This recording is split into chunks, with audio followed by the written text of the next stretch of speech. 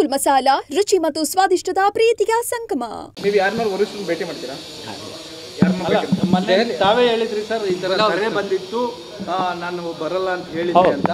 ಮತ್ತೆ ಇದೆಲ್ಲ ಆದಮೇಲೆ ನಮ್ಮ ಕರ್ನಾಟಕ ಸಂಸದರು ಕೂಡ ಅಮಿತ್ ಶಾ ಅವ್ರಿಗೆ ಭೇಟಿಯಾಗಿ ವರದಿ ಕೊಟ್ಟಿದ್ದಾರೆ, ಏನಾಗಬೇಕು ಏನು ಆಗಿಲ್ಲ ಅಥವಾ ಮುಂದೆ ಏನು ಕರಿತೀರಾ, ಅವ್ರು ಏನು ವರದಿ ಕೊಟ್ಟಾರ, ಯಾರ್ಯಾರು ಏನು ಮಾತಾಡಿ ಎಲ್ಲ ನಮ್ಗೆ ಗೊತ್ತದೆ. ಅದೇ ಸರ್, ಅದಾದಮೇಲೆ ಏನು ನಿಮ್ಗೆ ಕರೆ ಬಂದಿದೆಯಾ ಅಥವಾ?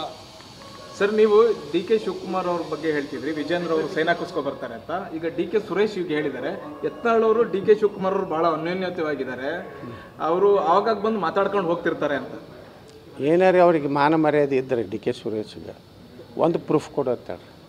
ನೀವು ಸಿದ್ದರಾಮಯ್ಯ ಅವ್ರನ್ನ, ಡಿ ಕೆ ಶಿವಕುಮಾರ್ನ, ಇವರಿಬ್ಬರು ಮುಖ್ಯಮಂತ್ರಿ ಉಪಮುಖ್ಯಮಂತ್ರಿ ಆದ್ಮೇಲೆ ಯತ್ನಾಳ್ ಅವ್ರ ಮನೆಗೆ ಹೋಗಿದ್ದು, ಯತ್ನಾಳ್ ಅವ್ರ ಮನೆಗೆ ಹೋಗಿ ಸಹಿ ಮಾಡಿಸಿದ ಲೆಟ್ರ್ ಇದ್ದರೆ ಕೊಡುತ್ತಾಳೆ.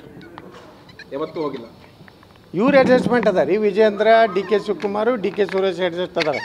ಯತ್ನಾಳ್ ಯಾವ ಕಾಲಕ್ಕೂ ಹೋಗಿಲ್ಲ, ನನಗಂಥ ಅವಶ್ಯಕತೆ ಇಲ್ಲ. ಹಂಗಿತ್ತಂದ್ರೆ ಸಿ ಬಿ ಐಗೆ ನಾನೇ ಇಲ್ಲಿ ಯಾಕೆ ಅಪೀಲ್ ಮಾಡ್ತಿದ್ದೆ ರೀ?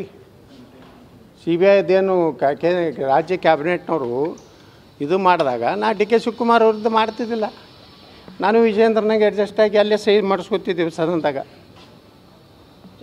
ಸರ್, ಈಗ ಇವರು ಈಶ್ವರ್ ಖಂಡ್ರೆ ಅವರು ಒಂದು ಆರೋಪ ಮಾಡಿದ್ದಾರೆ, ಬಸವ ಸಂಬಂಧಪಟ್ಟ ಹಾಗೆ ಒಂದು ಕೊಟ್ಟಿದ್ದಾರೆ. ಈಶ್ವರ್ ಖಂಡ್ರೆನೂ ಒಬ್ಬ ಜೋಕರ್ ಅದಾನ, ಅವ್ನು ನೋಡಿದ್ರೆ ಜೋಕರ್ ಅನ್ಸೋದಿಲ್ಲ ರೀ. ನಮ್ಮ ಸರ್ಕಸ್ನಾಗ ಒಬ್ಬ ಜೋಕರ್ ಇರ್ತಾರಲ್ಲ ಹಂಗದಾನ. ಮಾನಸಿಕ ನನಗೆ ಅವನೇ ಮಾನಸಿಕ ರೋಗಿ ಅದಾನ ರೀ. ಮಾನಸಿಕ ರೋಗಿ ಈಶ್ವರ್ ಖಂಡ್ರೆ ಅದ.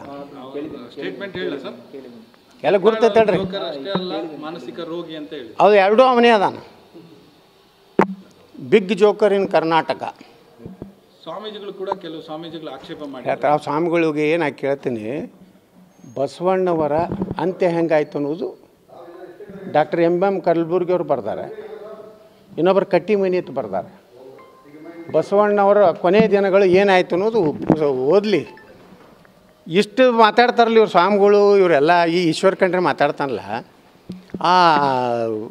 ಇದನ್ನು ಅನುಭವ ಮಂಟಪ ಏನದಲ್ಲ, ಅದನ್ನೊಂದು ಯಾವ ಪೀರ್ ಸಾಬ ಯಾವುದೋ ಒಂದು ದರ್ಗಾ ಆಗಿದೆಯಲ್ಲ, ಅದನ್ನು ಮುಕ್ತ ಮಾಡಲಿಕ್ಕೆ ಏನು